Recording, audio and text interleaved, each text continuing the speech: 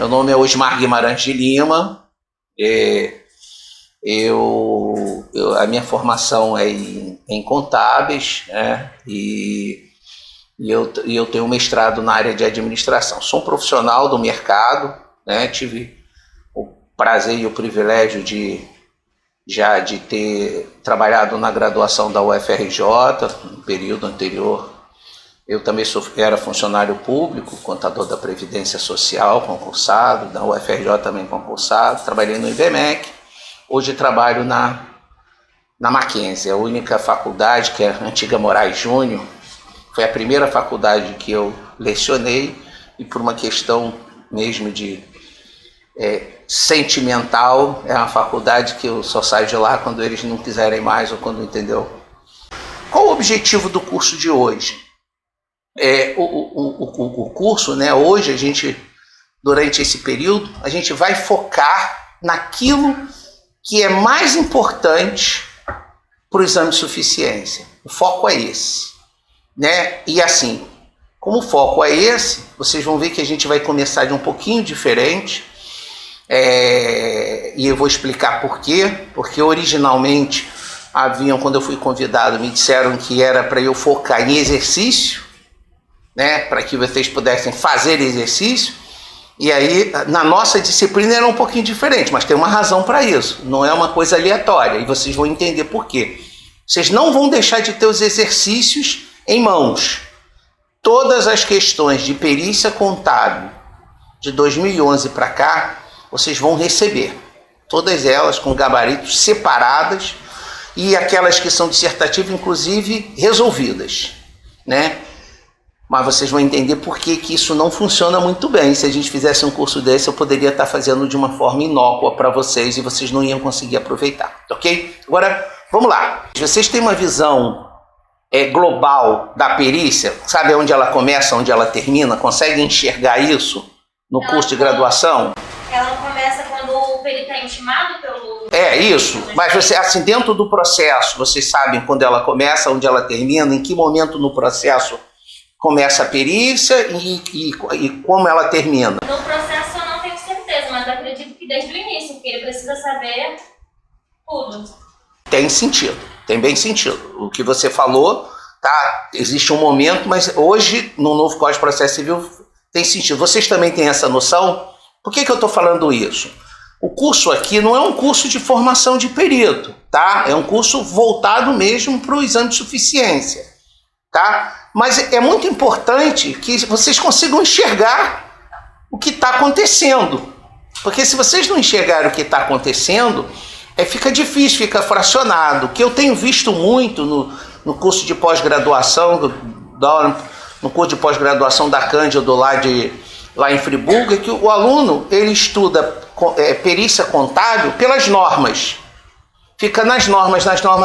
Então, ele tem a teoria, mas ele não tem uma visão da prática, não tem uma visão do que acontece. Porque aí, o que eu vou fazer? Então, eu vou começar a usar essa canetinha que eu nunca usei, né? Cadê aqui? E vamos começar, como diz o outro, vamos começar pelo início, já com uma folha em branco, tá?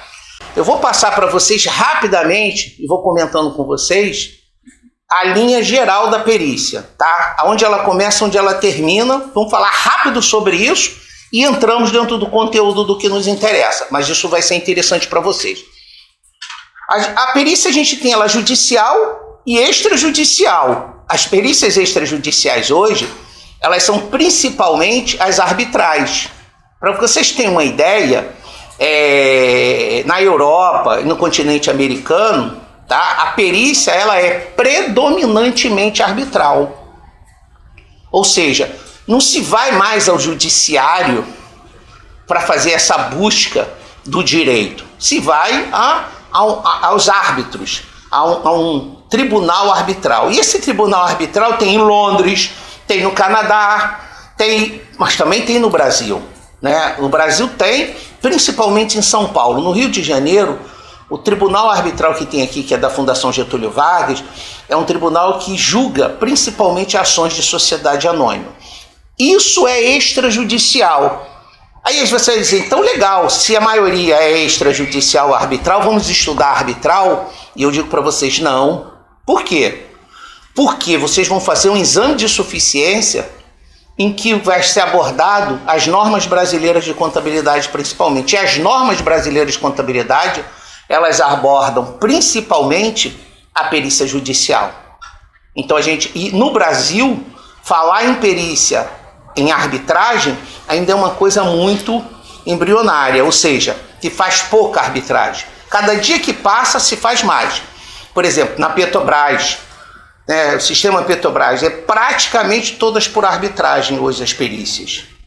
Tá? Mas a lei da arbitragem, ela é uma lei muito aberta. Se a gente fosse estudar ela aqui, além de não atender ao nosso foco, que é o exame de suficiência, deixariam vocês perdidos. É tão louco que assim, você é indicado, vocês vão ver agora, a gente vai falar sobre isso, indicado por uma das partes para ser assistente técnico. Você vai para a audiência com o árbitro, o árbitro fala assim, gostei de você, agora você vai ser o meu perito, não pode mais falar com a parte, tá? Só que a parte que contratou, é ele que paga. Como é que eu vou receber meu dinheiro se eu não posso falar com ela? Né? Não, você não pode mais falar com a parte, agora você é meu perito. Ele te transforma nisso. No judiciário isso não existe. O juiz no meio dele. Tá? Então vamos lá, começando. Abrimos um... Opa! Aqui, né? Isso, agora vamos. Iniciou... A gente está falando do processo judicial, tá? Começamos o processo inicial. Vai começar através de uma inicial. É uma petição inicial, tá? Em que se deu entrada num processo judicial. Esse processo judicial é a origem do quê? De um conflito. Não há processo judicial sem conflito, tá? E esse conflito, ele tem que ter alguns pressupostos. Não adianta você ir lá no judiciário pedir alguma coisa que você está sendo prejudicado se você não tiver claramente alguns elementos. Primeiro, tem que estar envolvido a pessoa humana. Assim, opa, peraí, duas empresas, cadê a pessoa humana? Tem os donos. Tá? A pessoa jurídica, então tem o conflito, são das pessoas, são dos sócios, dos acionistas, dos administradores. Então, tem que ter a pessoa humana. Tá? Depois, tem que ter uma coisa chamada nexo causal, ou seja, tem que ter um motivo. Não tem como você ter um conflito se você não tiver um motivo. Tá certo? Então, segundo elemento. O terceiro elemento, tem que ter culpa. Se não tiver culpa, não adianta. Você entra com uma ação se não tem culpado. O que vai ser discutido? O que vai ser julgado? Tá? A culpa pode ser recíproca, a culpa pode ser da parte autora, a ação pode ser improcedente, que a autora, na verdade, pode ser procedente porque a culpa é do réu. Então nós temos a parte autora, a culpa, temos que ter a conduta humana, pessoa humana, temos que ter a causa e temos que ter o último elemento, tem que ser indenizável. Só que pode ser indenizável assim, desculpa, isso é uma indenização. Tá? Por quê? Porque ela é dividida em obrigação de fazer e obrigação de pagar. O que é obrigação de fazer? É você fazer alguma coisa, pedir desculpa, se retratar, fazer uma publicação de imprensa, fazer uma declaração em público. Isso é uma obrigação de fazer. Mas tem outras obrigações de fazer. Você passa num concurso público e não é chamado. Você entra na justiça para quê? Ser indenizado de quê? Você não está trabalhando. A obrigação de fazer. Qual é a obrigação de fazer? Chamar no concurso.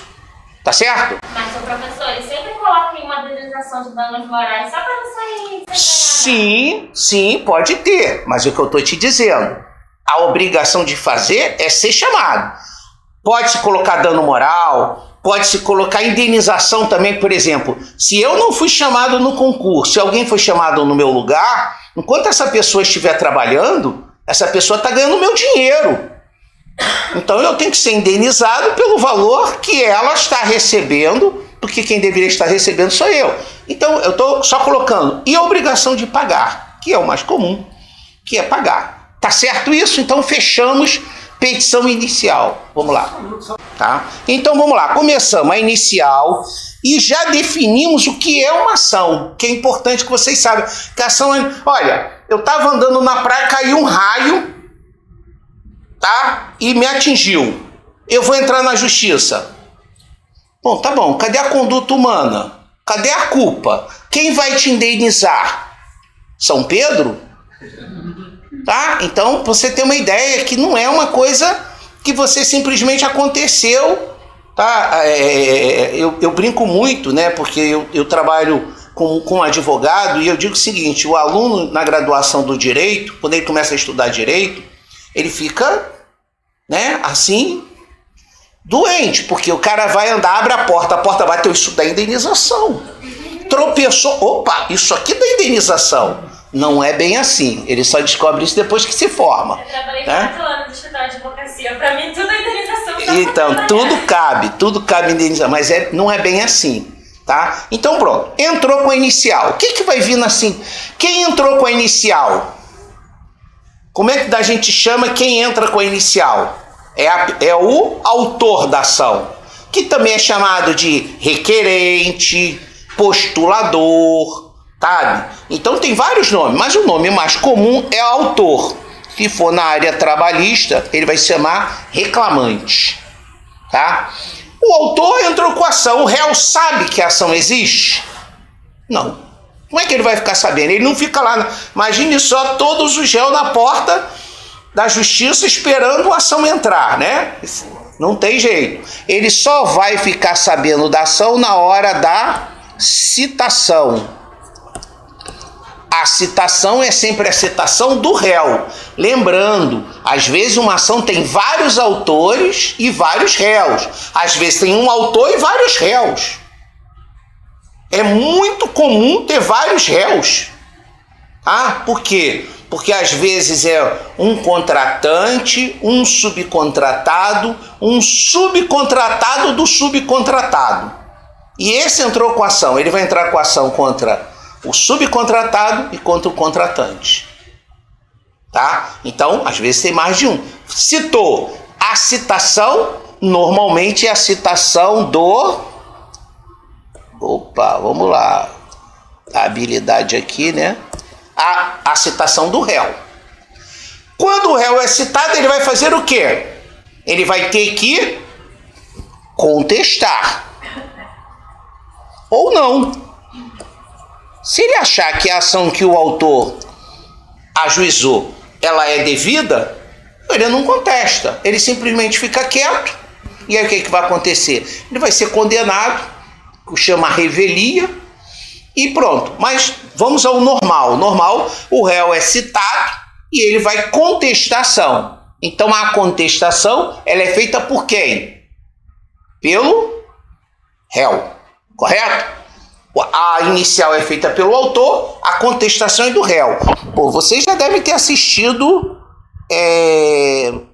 debate político, né? Debate político é coisa maravilhosa, né? É sensacional assistir. Não tem nenhum programa humorístico melhor do que debate político, né? Você ri, você chora, você fica com raiva, você faz de tudo, mas entende. Vocês já ouviram falar, certamente, no debate político, um faz a pergunta, o outro responde, o outro contesta. E aí depois tem a réplica. Quem faz a réplica? Ó, estou falando de autor e réu. O autor fez a pergunta. O réu contestou. Quem faz a réplica?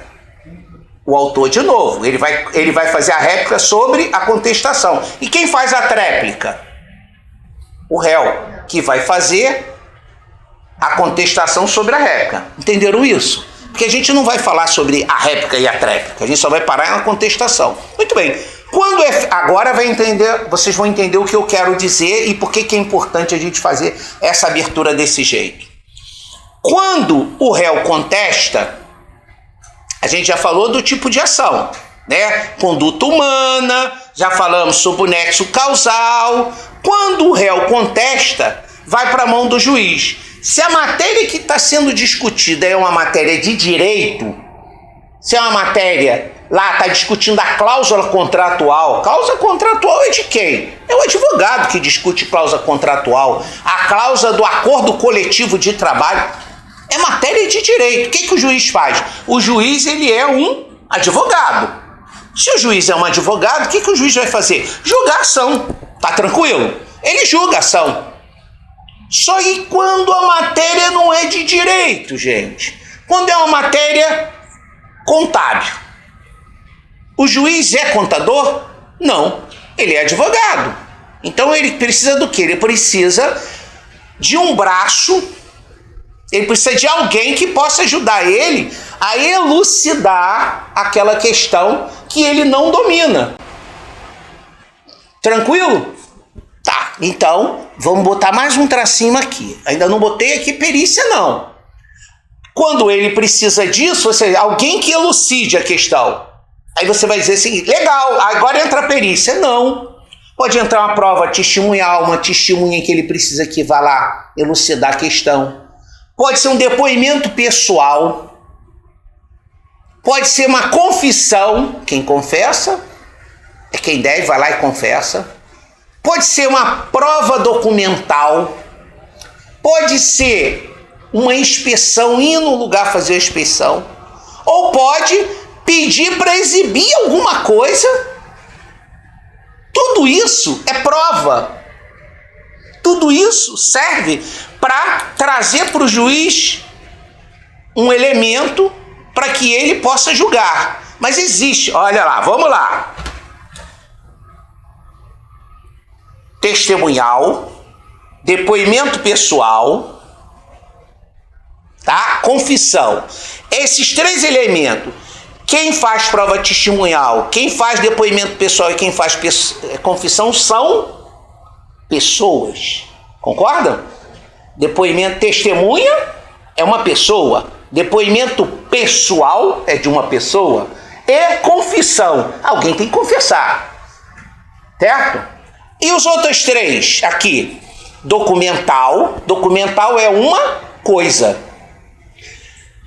Inspeção é inspecionar alguma coisa. Exibir é exibir alguma coisa. Já temos 6. São 7. Qual que ficou faltando? Opa, não ficou bonito esse dedo. Vamos fazer isso aqui. Qual que ficou faltando? A prova pericial. Ponto, chegamos. Entenderam que a prova pericial é uma daquelas 7 provas que dentro do processo você pode ser feita para se provar alguma coisa que o julgador, estou definindo já na nossa aula, para que o julgador tenha elementos para julgar, a autoridade decisória tenha elemento para julgar, então precisa de uma prova se ele não domina. Essas são as 7. A última que eu falei é a prova pericial. Agora a gente já tem um nome para essa prova, prova pericial. Prova pericial. É uma das 7 provas. Agora, olha que legal. A prova pericial ela é chamada da mais completa das provas. Vocês sabem por quê? Porque através do perito, o perito pode ouvir testemunha, ouvir depoimento pessoal, ouvir as partes, que é o caso da confissão, juntar documento, fazer inspeção e pedir exibição de documento. Ou seja, o perito pode, ele, dentro da prova pericial, fazer todas as outras provas admitidas em juízo. Por isso é tão poderosa a prova. Tá? Por isso é que a prova pericial ela é tão... Agora vocês já viram, começou o processo, citou o réu, contestou, entrou a perícia. Quando o juiz, já estamos em aula e eu vou repetir isso depois quando a gente entrar nos slides. Quando chegou na parte pericial, podem acontecer 3 situações. Um é o autor, não, na verdade 4. O autor virar e falar, eu quero perícia. Aí ela falou, mas ela falou desde o início, né? Não falou? Você falou, a perícia pode ser desde o início. Ela pode acontecer, ela pode ser desde o início. E eu falei, tem razão, pode sim.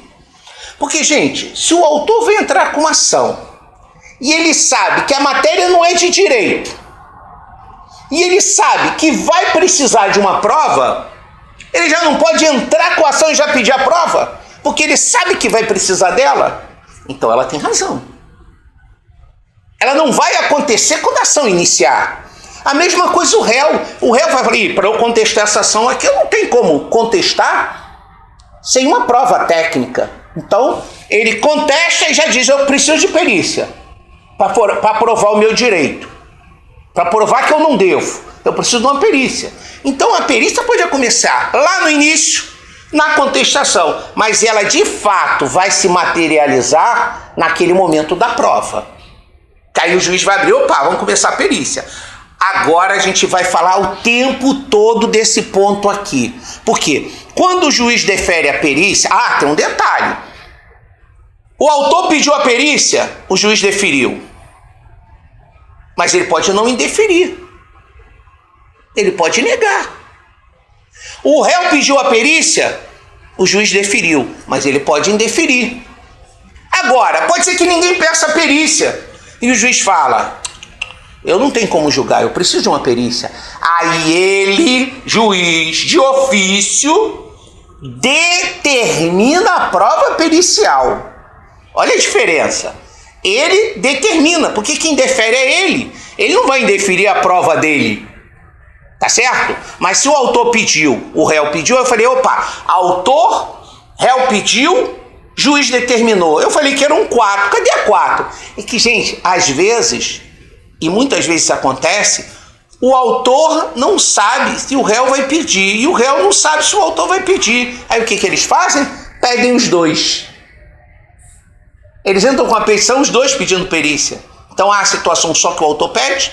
É legal quando você chega numa audiência. Se você tiver... O interessante é que na audiência parece até um desses jogos que o juiz vira, tá o autor de um lado da mesa, o réu do outro e o juiz aqui na ponta. Aí o juiz fala assim, tô abrindo para provas. Alguém quer produzir alguma prova? Quando é prova documental, eu quero prova documental, eu quero prova testemunhal, eu quero não sei o que. Quando é perícia, fica um olhando para a cara do outro. O juiz, vocês vão querer prova? Acontece com certeza. Vocês vão entender por quê, porque a gente vai falar de honorários. Um fica orar e o juiz fala, bom, já que ninguém quer, eu vou encerrar. Aí, opa, eu quero. Aí às vezes os dois levantam, eu quero. Por quê? Porque um está pedindo o outro, esperando o outro pedir. Aí, resultado. Quem pede... Isso que eu ia falar agora. Quem pede, quem paga. E se os dois pedir? Os dois pagam. Dividem. Entendi. Entendeu? Entenderam por que que... Aí, mas olha, se vocês olharem na literatura, você vai dizer o seguinte, sempre quem paga é o réu. Você fala, puxa, mas eu aprendi que não era. Bom, o autor paga, ou o réu paga, mas se lá ele ganhar ação, o autor pagou e ganhou ação, lá na execução ele vai receber de volta. Então o ônus caiu nas costas de quem? Do réu. Opa, mas lembrem-se, isso é uma pegadinha sensacional. Quem é o autor quando a ação inicia? Quem entra com a ação. Quem é o réu? Quem se defende. Depois que vem a sentença, quem é o autor na execução? Quem ganhou. Quem ganhou é que vai entrar com a ação para executar. E quem é o réu na execução? Quem perdeu. Então, o réu da ação de instrução, se a ação foi improcedente, quem vai entrar com a execução lá na execução? O réu, que vai virar autor na execução, porque ele vai entrar lá cobrando os honorários normalmente os honorários do advogado. Entenderam isso? Assim, só pra gente começar a acabar com esses, entendeu? Essas coisas, essas pegadinhas que às vezes vocês podem encontrar no meio do caminho. Não vão encontrar no exame de suficiência pegadinha, tá? Mas vocês podem encontrar numa prova para a Polícia Federal. Vocês podem encontrar numa prova. Por exemplo, a Embratel fazia concurso para assistente técnico. Vocês podem encontrar aí no meio do caminho. Para a Polícia Civil, Instituto Carlos Ébolos, quem quiser ser perito criminal. Perito criminal ganha a mesma coisa que delegado. É o mesmo status. Tá? Não é mal não, não é ruim não. Abriu a prova pericial. Quando abriu a prova pericial, o processo para. O juiz vai deferir ou indeferir, não falei isso? O juiz vai deferir ou indeferir. Aí você vai dizer o seguinte, por que ele pode deferir? Ele não gostou, não quero que tenha prova, pode deferir. Não, a coisa não é tão simples assim. O juiz só pode indeferir a prova pericial por 3 motivos. Está na lei, Código de Processo Civil. Ele só pode indeferir a prova pericial pedido por uma das partes se, primeiro, a prova que está sendo pedida não for da matéria técnica que você está requerendo. O assunto é de engenharia, alguém vai e pede uma prova contábil. Por que o juiz vai indeferir? Segundo motivo, se os elementos apresentados no processo já forem suficientes. O cara pediu prova testemunhal, teve a prova testemunhal, prova documental, juntou o documento, pediu inspeção, foram lá inspecionar, e depois o cara entra no final e pede, eu quero prova pericial. Juiz, pra quê? E por último, se for impraticável a realização da prova. Olha só, 3 motivos. Isso cai, tá? São 3 motivos. O juiz só pode recusar a prova pericial, indeferir a prova pericial, tá? Se a matéria técnica requerida não for a do processo, tá? Da ação. A segunda, tá? Se... Qual a segunda? Acabei de falar. Vamos lá. Alguém lembra? Não, se já foram produzidas provas necessárias, tá? E a última, se for impraticável. Professor, mas o que é quando for impraticável? Vai se fazer uma prova, por exemplo, trabalhista. É um processo trabalhista. E vai lá verificar se o cara tem direito a hora extra, se ele trabalhou realmente no lugar que foi. Só que a empresa acabou. Ninguém sabe onde é o contador. E o prédio foi entregue, era alugado e entregaram. Não tem mais nada. Cadê? Por que vai fazer uma perícia? Por que o juiz vai deferir uma perícia em um lugar em que não se tem mais nada? Ele vai deferir, ok?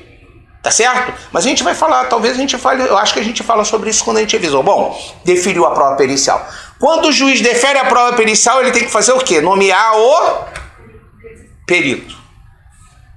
Olha como já está ficando mais claro. A gente vai o tempo todo falar do perito. O perito é o contador, no caso da perícia contábil, nomeado pelo juiz ou pela autoridade decisória.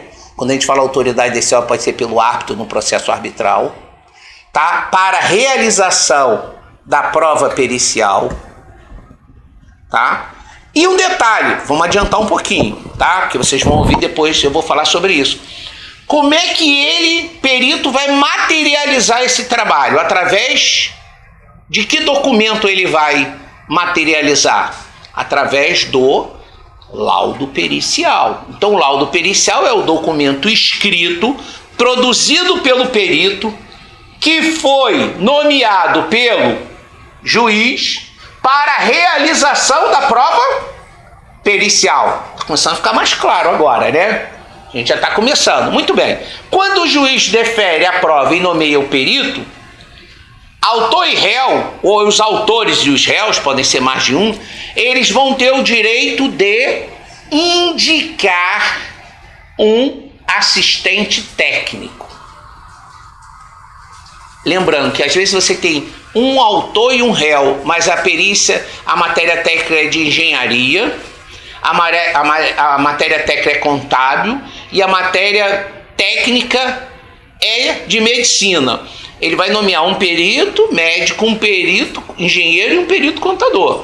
Podem ser vários. E as partes vão ter direito de indicar um assistente.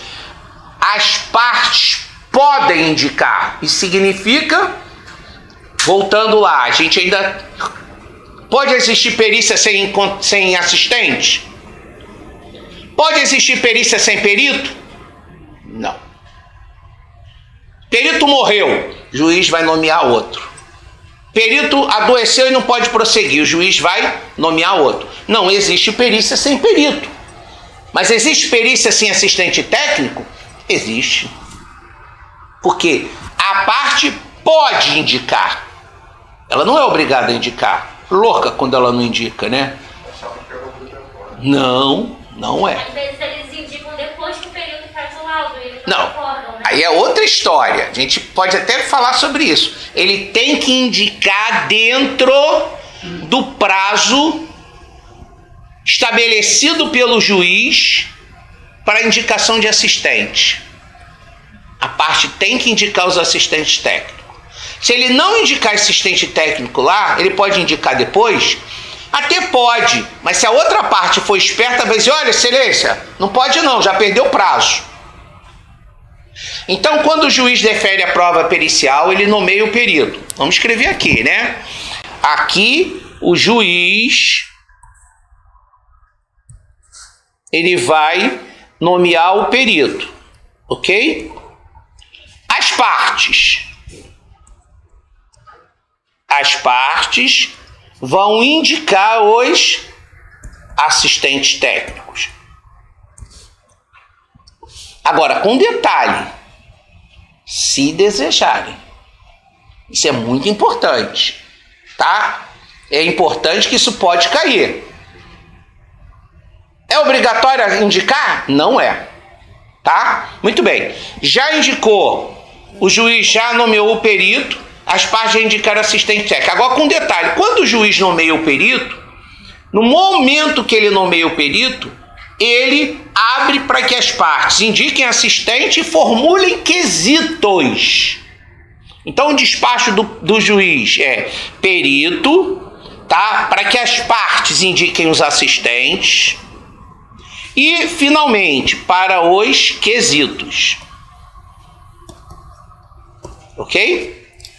Então, quando a parte for indicar o assistente, já tem que formular os quesitos. Formulou os quesitos, agora entra o perito. Vai para o perito para ele fazer o quê? O que o perito tem que fazer antes de começar a perícia? Estimar os honorários. Então é aí que a gente entra aqui, honorários. A gente vai falar, porque isso cai no exame de suficiência. Então, olha, a gente vai falar sobre o perito, a gente vai falar sobre o assistente técnico, a gente vai falar sobre os honorários. Legal, estão começando a andar. Vamos andando. Aí tem toda uma discussão. Como você vai fazer a estimativa de honorários? O que você tem que prever? Tá? Quem paga? Quem não paga? Tudo isso, rapidamente a gente vai falar e vai falar sobre isso hoje. Tá? Honorários. Passou os honorários, o dinheiro foi depositado ou não, vai acontecer o quê? Vai começar a perícia.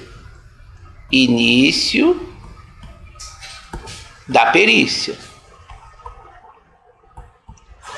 Bom, agora finalmente começou a perícia. Você vê que fazer quesitos, elaborar quesitos, estimar honorários, o juiz nomear, tá? Bom, mas a gente vai falar sobre uma coisa. Aí então iniciou a perícia.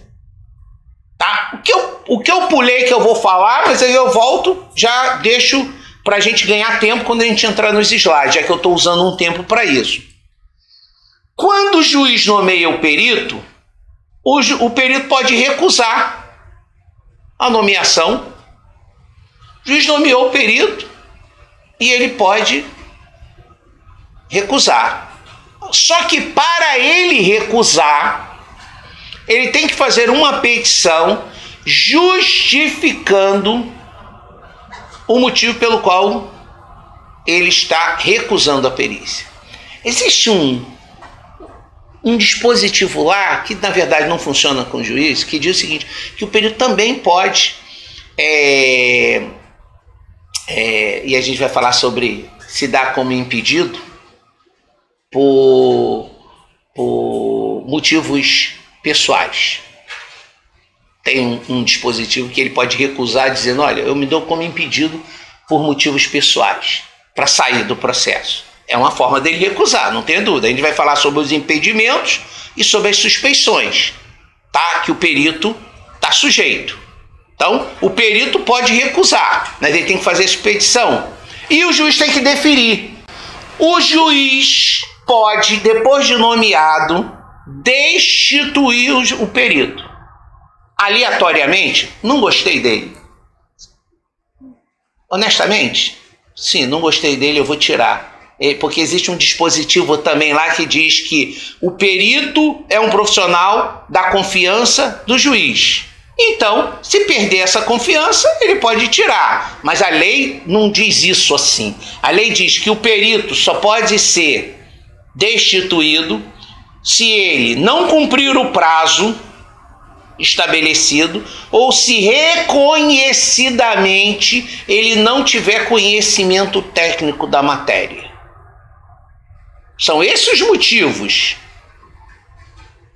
Não cumprir o prazo e não pedir prorrogação dentro do momento estabelecido, que a lei permite que se peça uma prorrogação, e não tiver conhecimento. Mas na prática, o juiz troca a hora que ele quiser e acabou, porque não perde a confiança dele, ele pode substituir. Ok? Voltando. Quesitos. Depois dos quesitos, já foram apresentados, iniciou a perícia. Quando iniciar a perícia, vai vir o quê? Vai vir uma coisa chamada planejamento da perícia. Dentro do planejamento da perícia tem uma coisa chamada cronograma. Cronograma de quê?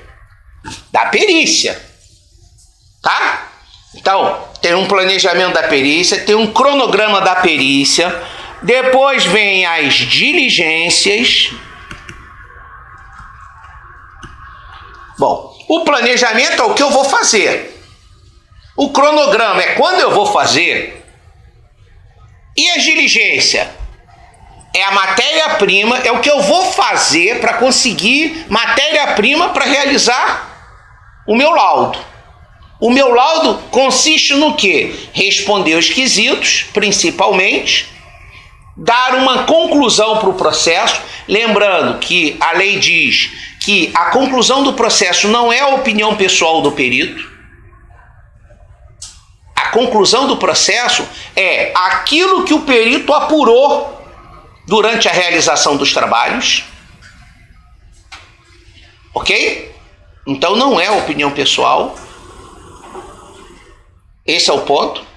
E aí, resultado, ele vai elaborar o laudo pericial. Ele vai elaborar de acordo com um planejamento, seguindo um cronograma, tá? Depois de ter realizado as perícias.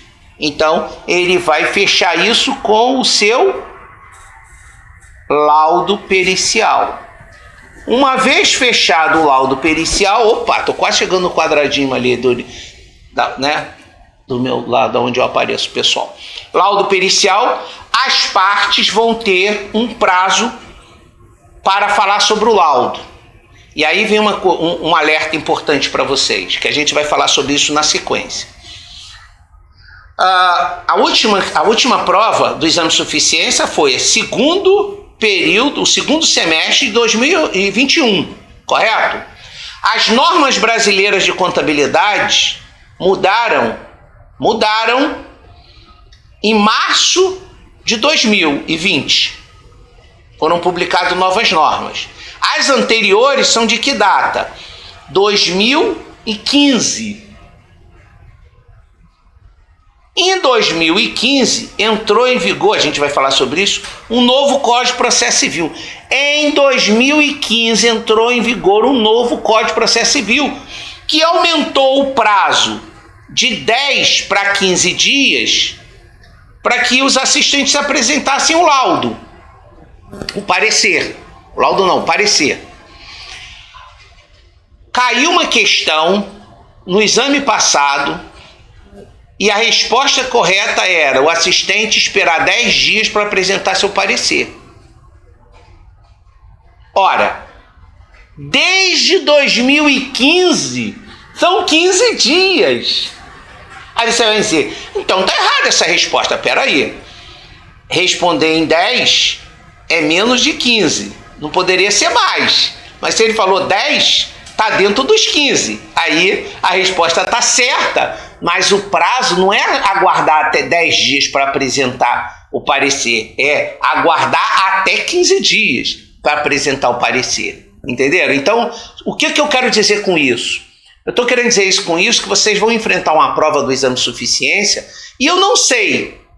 Olha, em 2021, com a mudança, em março de 2020, ainda estavam fazendo a prova pelas antigas normas de 2015.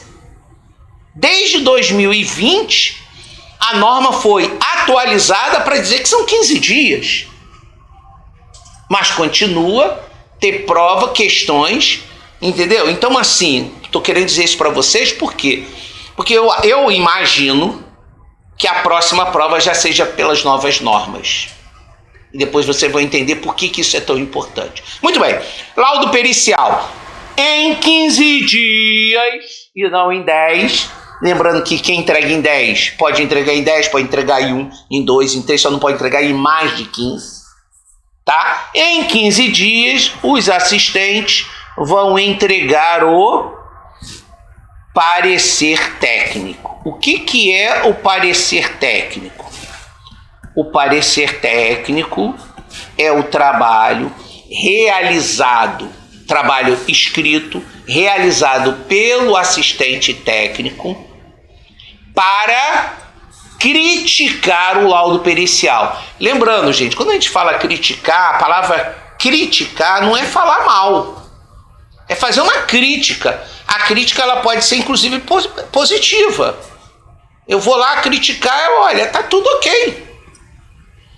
O trabalho o parecer técnico é para criticar o laudo, tá? Então o assistente técnico, quem é? É o contador indicado, contratado pela parte, indicado nos autos, para acompanhar a realização da perícia, com o objetivo final de criticar o laudo mediante que documento? Parecer técnico. Ok? Tá claro isso? Como é que é seu nome? Desculpa, não é o seu. Joyce. A Joyce falou para mim, às vezes espera entregar o laudo para contratar o assistente. Existe um dispositivo na lei, uma brecha na lei, no Código de Processo Civil, que diz o seguinte: a parte autor ou a parte réu podem contratar um contador para fazer uma crítica. Só que esse artigo, que é o artigo 472 do Código de Processo Civil, ele não foi feito para ser usado depois que o laudo foi entregue. Ele foi feito para ser usado quando entra com a inicial, a parte vai contratar um contador, ele faz um parecer do artigo 472, ou na contestação o réu também pede um parecer do artigo 472. Só que muitos advogados usam esse dispositivo na hora de falar sobre o laudo, não contrata ninguém. Mas eu posso garantir para você que esses quebram a cara. Por quê? Porque você falar de um laudo pronto, você criticar um laudo pronto, é quase que inócuo. O perito não muda mais ele, a menos que tenha erros materiais. O trabalho do assistente técnico é acompanhar o laudo pericial para tentar influenciar o perito da melhor forma possível, de acordo com a tese do seu cliente, para que o laudo pericial já venha o melhor possível para o seu cliente. Tá claro isso? Bom, gente, acho que agora a gente já pode começar.